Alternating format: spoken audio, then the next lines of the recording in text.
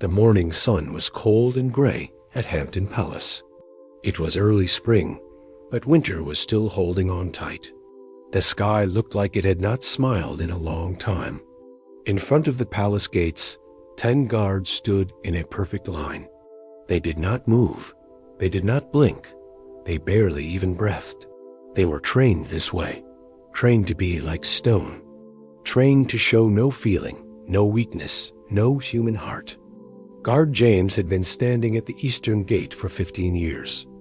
15 years of the same thing, over and over. Wake up at 5 in the morning.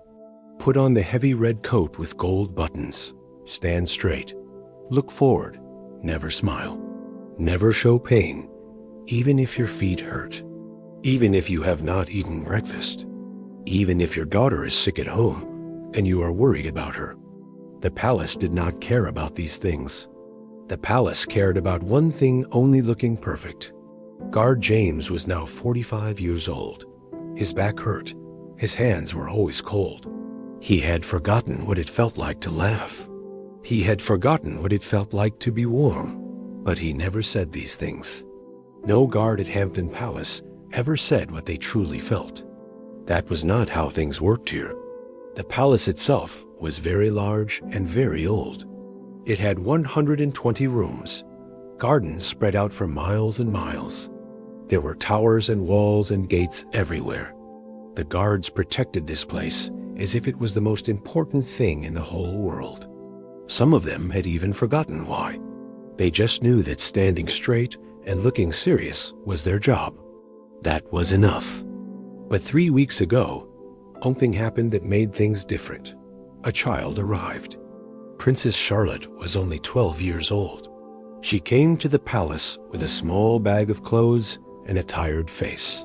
Her parents were the king and queen, and they were very busy with important things. They had meetings with other countries. They made big decisions. They had no time for a small daughter who did not speak much and did not ask for anything. No one really noticed Charlotte when she first arrived. The servants gave her a big room. The tutors came to teach her lessons. The cooks made her food. But nobody really looked at her. Nobody really asked her what she wanted. Charlotte was the kind of girl who was easy to forget about. She wore plain clothes. She did not run and play loudly like other children. She simply walked through the palace halls, looking at things, watching people, saying nothing. On her 4th day at the palace, Charlotte did something strange. She went to the stables. The stables were far from the main palace. They were old and dusty. Not many people went there. Guard James watched from the gate as the small girl in the dark blue dress walked down the long path toward the horses. He thought it was strange. Princes should not go to the stables alone, but he said nothing. Guards at Hampton Palace did not talk. They only watched. That same day, something else arrived at the palace. A horse came in a big truck. It was a gray horse with a Bacchan look in its eyes. The horse had come all the way from a far country as a gift to the king. But when they opened the truck, the horse would not move. It stood in the shadows and would not come out into the light. The stable master tried to pull it out gently. The horse refused. The stable master tried with stronger rope. The horse became more scared. In the end, they left it alone in the stable, and nobody knew what to do. "That horse is broken inside," Guard James heard one of the stable workers say. "It will never be any good to anyone. We should send it back." The horse's name was Storm.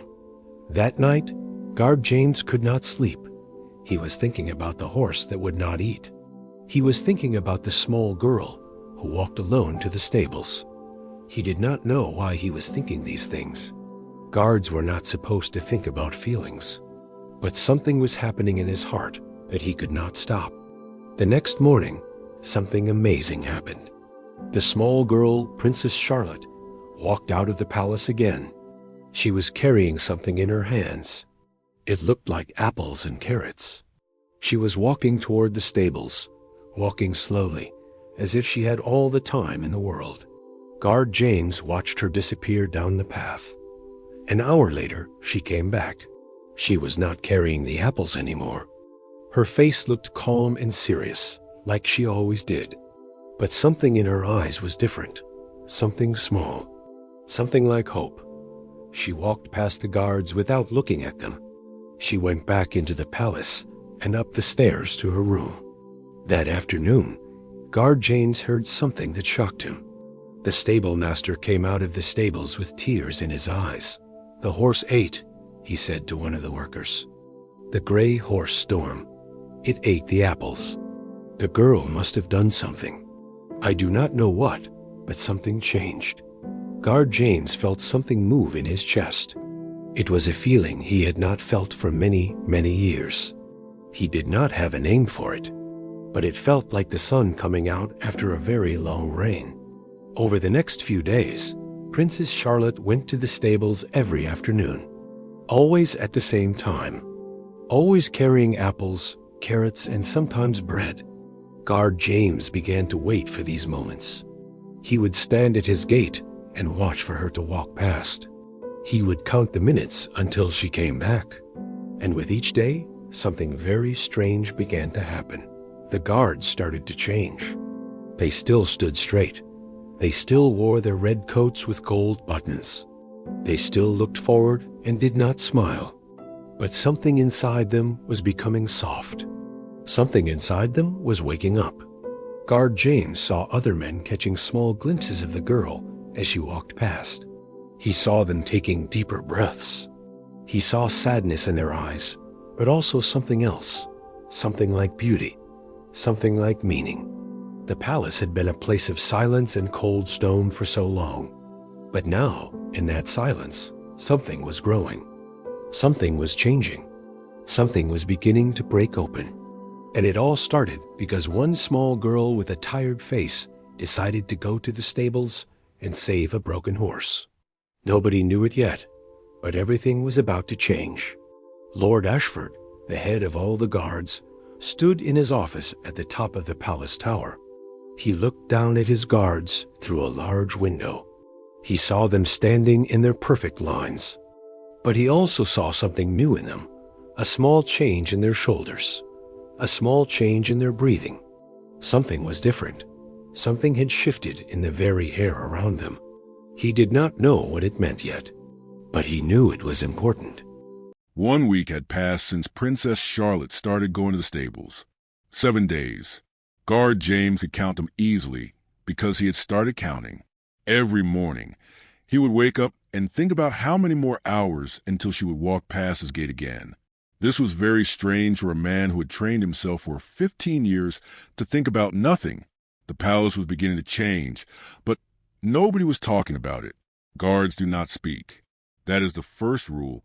But something was moving through Hampton Palace like a quiet wind, invisible but real. You could feel it in the air. You could see it in the way the men stood. A little less stiff, a little more alive. By the 8th day, something new happened. Guard James was standing at the eastern gate when he heard it, a sound he had never heard before in all his years at the palace. Singing, a child's voice, singing softly, coming from the direction of the stables. He did not move. He did not change his expression. But inside, something broke open a little more. Princess Charlotte was singing an old song, one that her grandmother had taught her years ago, in a time when she still felt happy. The song had no words that were very important. It was just a simple melody about a bird flying home. But the way she sang it was like she was singing to someone who was lost, someone who needed to know that home still existed, someone who needed to know that they could fly again, even if their wings were broken. Guard James understood, without knowing how he understood, that she was singing this song for the horse. That afternoon, something happened that shocked everyone. Lord Ashford, the head of all the guards, came down from his tower office. He walked out to the stables himself. This had never happened before. Lord Ashford was a very important man. He did not go to the stables. The stables were not important. The stables were below his notice. But today he went.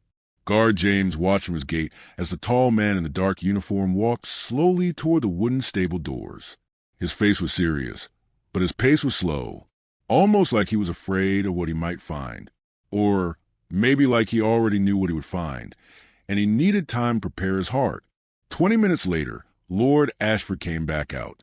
His eyes were wet. Guard James had never seen Lord Ashford's eyes wet before.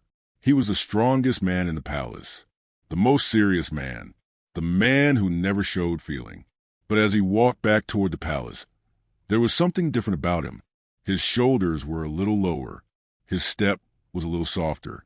And there was something on his face that looked like he had just seen something he did not know how to explain. That night, Guard James could not sleep again. He kept thinking about what Lord Ashford had seen in the stables. He kept thinking about the singing. He kept thinking about a small girl with dark hair and tired eyes standing in front of a broken horse. Try to heal it with nothing but apples and songs and patience. When the sun came up the next morning, the guards noticed something.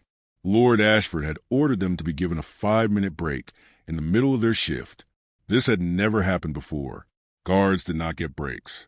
Guards stood and watched. That was their job. That was their life. But Lord Ashford had changed his mind. During their break, the guards began to talk to each other, quietly, carefully, because talking was also not allowed.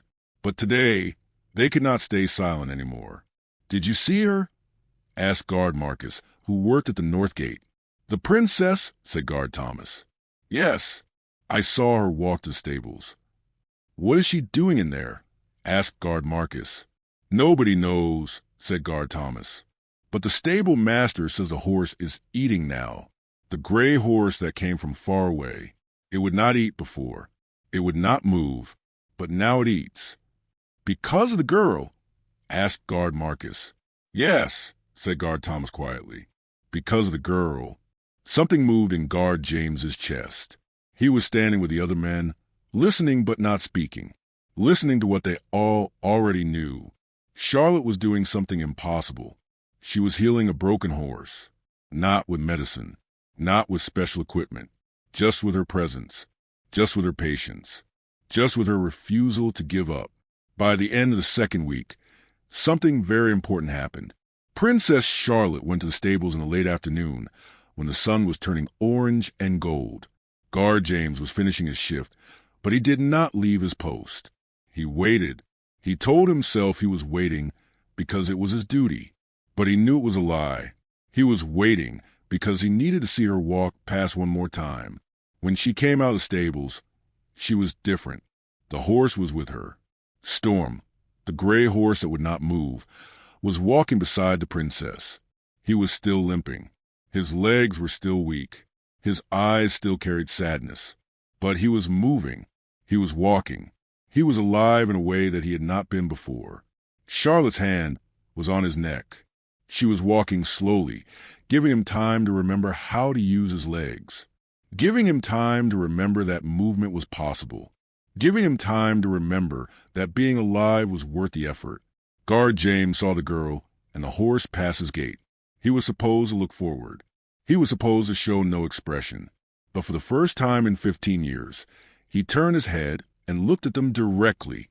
And Charlotte, without stopping, without changing her pace, looked at him. It was just for 1 second. But in that 1 second, something passed between them. Something that had no name. Something that said, "I see you. I know you are lonely. I know your heart is tired. But there is still hope. There is still healing. There is still a way to live, even if you've been broken for a long time." Then she walked on, and the horse walked with her. Guard James stood very still for a long time after they disappeared from his sight. That night, the guards gathered in the room where they rested. Lord Ashford came to them. He was holding a piece of paper. His hand was shaking. "I am changing the protocol," he said. His voice was quiet but very strong. "Tomorrow morning, when the princess passes the gates, the guards will nod. Not the military nod, the human nod. The nod that says you have seen something beautiful, and you want the world to know that you have witnessed it." The guards said nothing, but they all knew that something very important was happening. Something that would change them forever. Something that started with one small girl and one broken horse, and was now spreading to the palace like light spreading through darkness. Lord Ashford looked at each man in the eyes. "That child," he said, "is teaching us to be human again, Do not forget what she is showing us. 3 weeks had passed since the new protocol began. The guards were still learning what it meant to nod. It seemed like a simple thing, just moving your head down and back up. But for men trained to show nothing for many years, this small movement meant everything. Guard James had become different. His back still hurt. His hands were still cold. But something inside him had woken up. Every afternoon at 3 o'clock, he would stand a little straighter, not because of the rules, but because he knew Charlotte would be passing soon. And when she walked by with Storm, he would nod, a small, quiet nod that said, "I see you. I believe in what you're doing. You are changing us all." But something new was happening now. Charlotte was spending more time in the stables. More than 1 hour. Sometimes 2 hours. Sometimes 3. The stable master had started to notice something strange. The girl was not just bringing food anymore. She was doing something else. Something that nobody quite understood. One afternoon, Guard Marcus decided to break a rule. He walked away from his gate during his shift. This was forbidden. Guards never left their posts.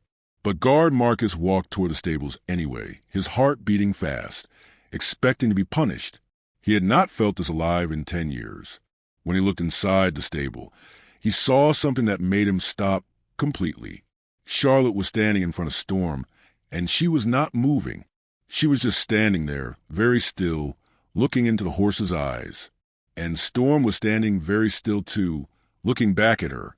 They were not doing anything. They were not talking. There was no sound. But something was happening between them. Something real. Something powerful. Guard Marcus understood in that moment that this girl was speaking a language that had nothing to do with words. That night, Guard Marcus told the other guards what he had seen. She was just standing there, he said quietly, and the horse was standing there. And something was passing between them, like they were saying things without speaking, like they understood each other without needing words. Guard Thomas listened carefully. "What was she saying?" he asked. "That she will not leave," said Guard Marcus. "That he is not alone anymore. That broken things can be fixed if someone cares enough to stand still and wait." The guard sat in silence. Thinking about this, Guard James felt tears come into his eyes. He had not cried since he was a young boy, since before he joined the palace guard. But now the tears came easily, because he understood that Charlotte was doing this for all of them, not just for the horse. She was teaching them all a new language, the language of silence, the language of loyalty, the language of never giving up. The next morning, something changed in the palace. The guards began to look at each other differently. They began to see the sadness in each other's eyes. They began to understand that all of them had been broken in their own ways.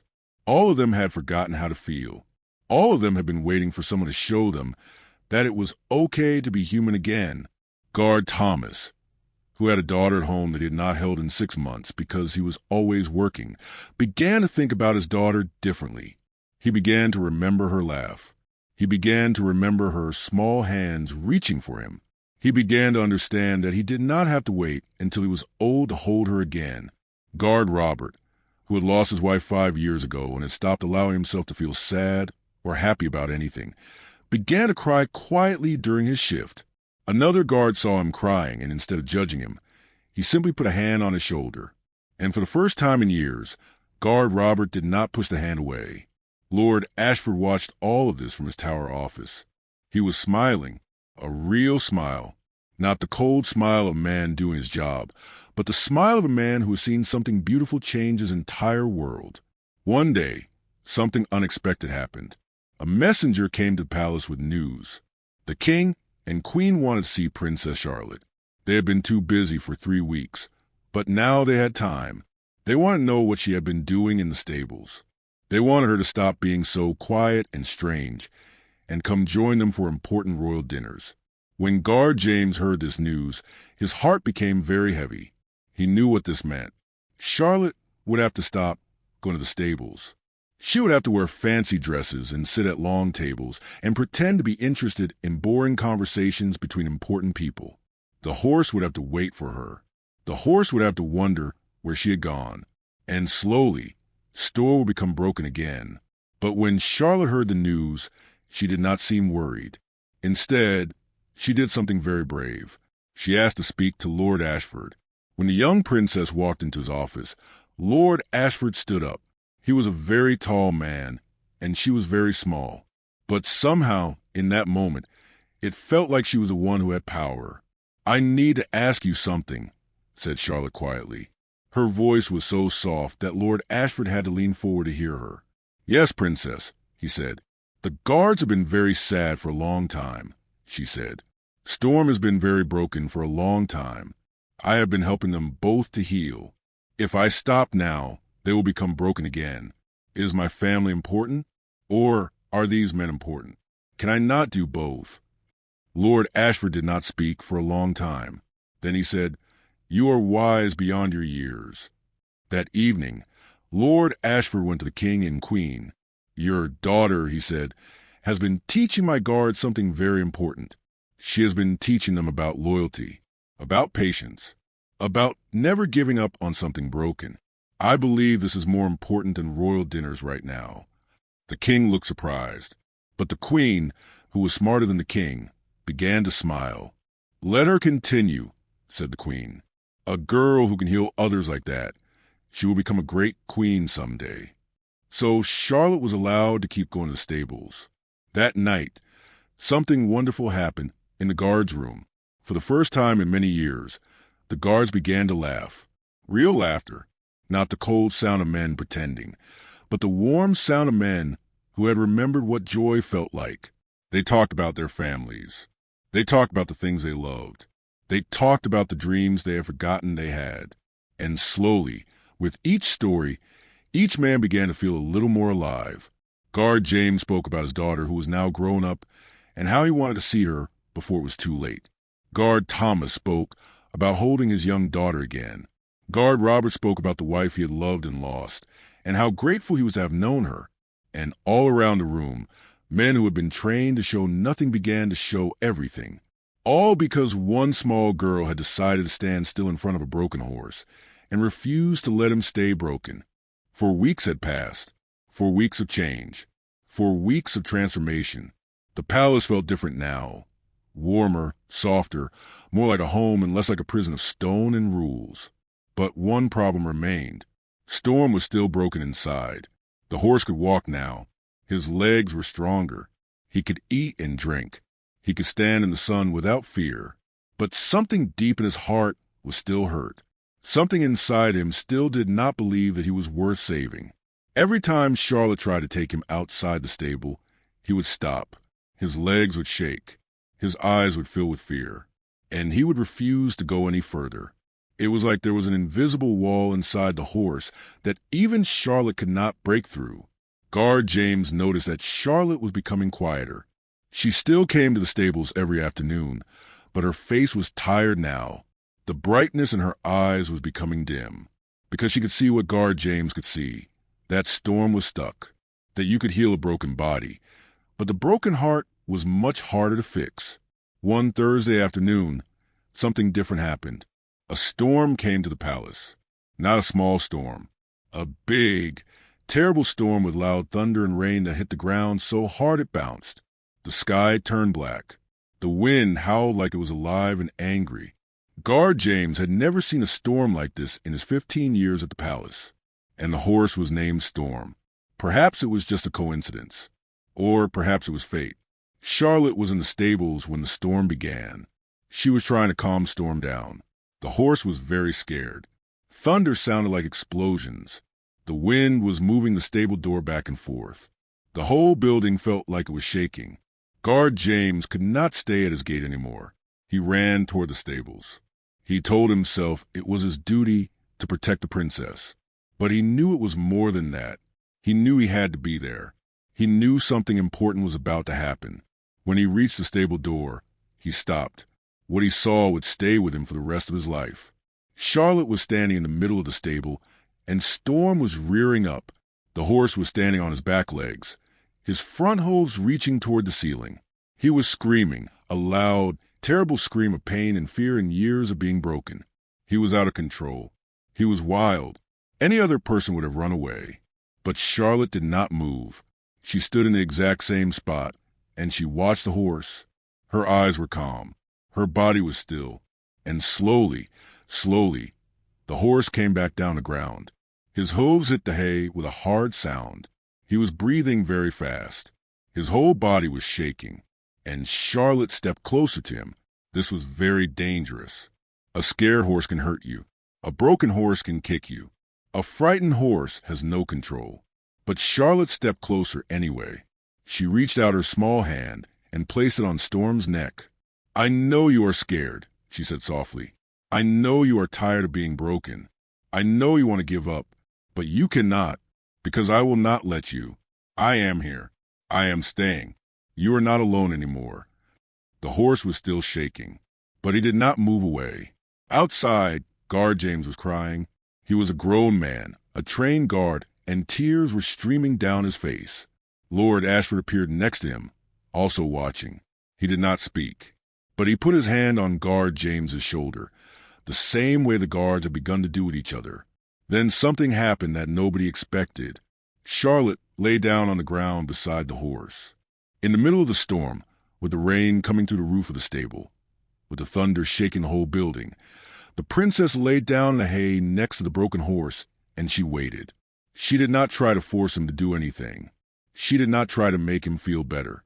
She just lay there, present, real, refusing to leave. And after a long, long time, Storm lay down too. The horse folded his legs and lay down next to the girl. His massive body was now at the same level as hers. If he wanted to hurt her, he could, but he did not. Instead, he closed his eyes. Charlotte closed her eyes too, and in the darkness of the stable, with the storm raging outside, the girl and the horse fell asleep together. When they woke up, the storm had passed. The sun was coming through the cracks in the stable walls. The rain had stopped. The thunder was gone. Everything was quiet and peaceful. And something had changed inside Storm. The horse stood up slowly. Charlotte stood up slowly too. And then, without any pulling or pushing, Storm walked to the stable door. Guard James held his breath. The horse stepped out into the daylight. His legs were still weak, but he was walking. He was moving forward. He was choosing to walk, not because Charlotte made him, but because he wanted to. And for the first time, the horse's eyes looked different. The sadness was still there. The memory of pain was still there. But now there was something else. There was a small light, a small hope, a small reason to keep going. The guards came out of the palace. One by one, they walked to the gates. They did not have permission to leave their posts. They did not care anymore. They came to see what had happened. They came to witness the miracle. And what they saw changed something in them that could never be changed back. Charlotte and Storm stood in the middle of the courtyard. The sun was warm on their skin and fur. The girl had her hand on the horse's neck. The horse was looking out at the world. And the guards, all of them, were looking at something they had never truly seen before. They were looking at the moment when a broken thing becomes whole. Not perfect. Storm would always limp a little. Storm would always be afraid of loud sounds. The pain of his past would always be part of his story. But he was no longer broken inside. He had been healed by a girl who would not give up. A girl who understood that sometimes you have to lie down in the dark next to someone's pain and wait until the storm passes. That evening, Lord Ashford called all the guards together. "Gentlemen," he said, "you have just witnessed something that will never happen again. You have seen what true strength is. Not the strength of standing rigid and showing no feeling, but the strength of standing still and caring so much that you are willing to lie down in someone's darkness. That is the strength we must all have from this day forward." The guards stood together, and they understood. They understood that Charlotte had not just healed a horse. She had healed them all. She had shown them that love is not weakness, that crying is not shameful, that staying with someone in their darkness is the greatest power that any person can have. 1 full year since the day the storm came, and everything changed forever. The palace looked the same on the outside. The red brick walls were still red. The gates were still tall. The towers still reached toward the sky. But inside, everything was different. Storm was no longer a broken horse. His legs were now strong and healthy. His coat was shiny and bright. But more than that, his eyes were alive. He was not just surviving anymore. He was living. Every morning, he would walk around the palace gardens with Charlotte. She would ride on his back sometimes, but mostly they would just walk together, two friends who had learned how to heal each other. The guards were different too. Guard James had left the palace 6 months ago, not because he was fired, not because he was tired, but because he had finally made a choice. He had decided that his daughter was more important than his job. He now worked at a small farm outside the city, and he saw his daughter every single day. Every morning, she would run to it with her arms open wide, and he would hold her and remember why love was real. Before he left, he had come to see Charlotte one last time. "Thank you," he had said simply, and Charlotte had smiled and said, "No, thank you for staying long enough to remember who you were." Guard Thomas had also left, but for a different reason. The king had given him permission to work only 3 days a week instead of 7. He now spent 4 days a week with his daughter. They would play in the park. They would bake cakes. They would laugh together. His daughter had started to call him Daddy, again instead of looking at him like he was a stranger. And Guard Thomas cried happy tears every single day. Guard Robert had not left the palace, but he had changed in another way. He had started to talk about his wife, the wife he had lost. He told stories about her to the other guards. He laughed when he remembered her jokes. And slowly, the sadness that had frozen his heart began to melt. He was healing, not forgetting, just healing. Lord Ashford had made new rules at the palace. Guards could now take breaks whenever they wanted. They could now smile at each other. They could now talk about their families. They could now, if they needed to, leave their posts for important reasons. Important family reasons, important heart reasons. The old rules that had made men into stone were gone forever. But the most important change was this. Lord Ashford had created a new ceremony. Every year, on the day of the big storm, all the guards would gather together. They would bring their families, their wives, their husbands, their children, their mothers and fathers. And they would stand together, not in military lines, but in a circle. And they would remember. They would remember the girl who had taught them that strength was not about standing rigid. They would remember the horse who had taught them that broken things could heal. They would remember the moment when they chose love over duty and everything became better. And they would promise each other that they would never forget what they had learned. Charlotte was now 13 years old. She had grown taller, but she was still quiet, still thoughtful, still the kind of girl who noticed the sadness in other people and tried to help them heal. But now, something had changed in her too. She was no longer invisible. People saw her now. People understood that being quiet did not mean being weak.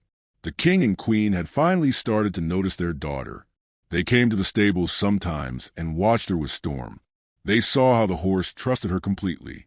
They saw how she moved with such gentleness and patience. And they began to understand that they had a daughter who was extraordinary. "She is going to be a great queen," the queen had said to the king. "Not because she follows rules," said the queen, "but because she teaches people how to be human again." But something even more important was happening at Hampton Palace. Other children had started to come to the stables. Poor children from the city. Children who had no homes. Children who had been hurt. Children who had learned to believe that nobody cared about them. And Charlotte was teaching them what she had learned from Storm. She was teaching them that broken things can heal, that silence can be powerful, that someone's presence, just standing with you, staying with you, refusing to leave, can change everything. The kitchen workers now helped Charlotte bring food for children. The gardeners built a new shelter in the stables so more children could come. The guard would sometimes leave their posts to help teach the children how to take care of horses. And slowly, the palace was becoming a place of healing for many people, not just one princess and one horse. One evening, Guard James came back to visit the palace. He had not been there in 6 months. He was nervous, wondering if things had changed too much. But when he walked through the gates, he felt it immediately. The warmth was still there. The love was still there. The transformation was still real. He went to the stables and found Charlotte sitting with a young boy, maybe 8 years old. The boy had no family. he had lived on the streets. Charlotte was showing him how to pet Storm gently, how to listen to what the horse was feeling, how to understand that even animals that have been hurt need love. When Charlotte saw Guard James, she smiled and said, "Come, I want you to meet my friend. His name is Michael. He is very brave, like Storm." Guard James sat down, and he began to teach the boy about the palace guards. He told him stories about the storm. He told him about how broken things can become whole. And the boy listened, and his eyes became bright with hope. That night, all the guards who were still working at the palace gathered together in the courtyard. It was a warm evening. The sun was setting, turning the sky orange and pink and purple. Charlotte was standing with Storm in the middle of the courtyard. All around her stood the men who had learned to be human again. Guard James was there, visiting. Guard Thomas was there, on his night off from his family time. Guard Robert was there, smiling for the first time in years. And all the new guards who had joined the palace after the changes had heard the story. They knew what this place was. They knew they were guarding not just a palace, but a place where broken things were made whole. "Thank you," said Charlotte to all of them, "for staying, for learning, for becoming human again." And the guards, all of them, stepped forward and nodded, not the military nod, the human nod, the nod that says, "I see you. I know you changed my life. I will never forget." As the sun disappeared below the horizon, Storm threw back his head and whinnied, not a cry of pain, a cry of joy, a cry of freedom, a cry of being alive and whole and grateful. And in that moment, every person in the courtyard understood something very important. That one girl with a broken horse had saved them all, not with magic, not with special powers, but with something much more powerful, with patience, with presence, with refusal to give up, with love that was stronger than any rule or protocol or tradition.